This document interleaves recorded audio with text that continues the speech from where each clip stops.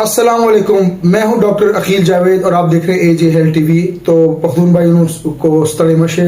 ڈیرا منانا، اردو بھائیوں کو خوش آمدید، پنجابی بھائیوں کو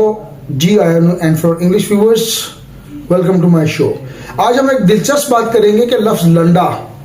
یا لنڈا یہ کہاں سے اس کی سٹوری سٹارٹ ہوئی اور یہ کہاں کا لفظ ہے اور یہ کیسے پڑی، اور اس زبان کا جو انتخاب ہے یا یہ جو ٹرمنالوجی ہے یہ کیسے وجود میں آئی، یہ ایک اتفاق ہے یا اس کے پیچھے کوئی ہسٹری ہے۔ چلیے آج میں آپ کو بتاتا ہوں اس لفظ کی ایک ایسی دلچسپ کہانی جو شاید اس سے پہلے آپ نے کبھی نہ سنی ہو۔ اور وہ کہانی کیا ہے؟ آپ کو پتا ہے کہ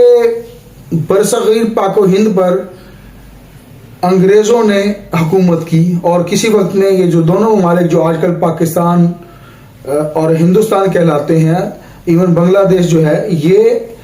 برطانوی سامراج رہا اور یہاں پہ انگریزوں نے حکومت کی۔ جب برطانیہ اور یورپ صنعتی انقلاب عروج پر تھا تو کارخانے لگ رہے تھے، اس میں جوتے، کپڑے، شوز، فیشن کی چیزیں، بہت ساری ایسی چیزیں ہیں جو صنعتی انقلاب کی وجہ سے بہت زیادہ پروڈکشن ہو رہی تھی۔ اور پھر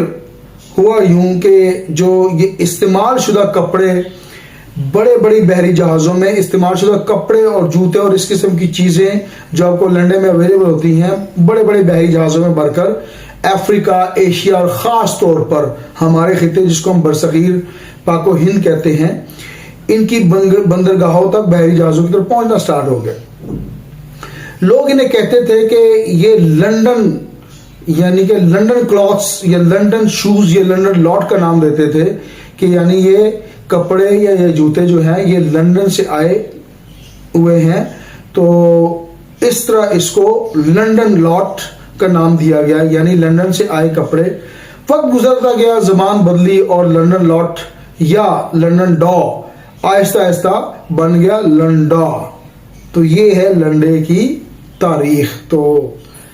بات یہ ہے کہ ہم اس لفظ کو لنڈن سے ماخوذ کرتے ہیں، تو آہستہ آہستہ یہ لنڈا بنتا گیا۔ لیکن یہ سٹوری، یہ کہانی یہاں ختم نہیں ہوتی۔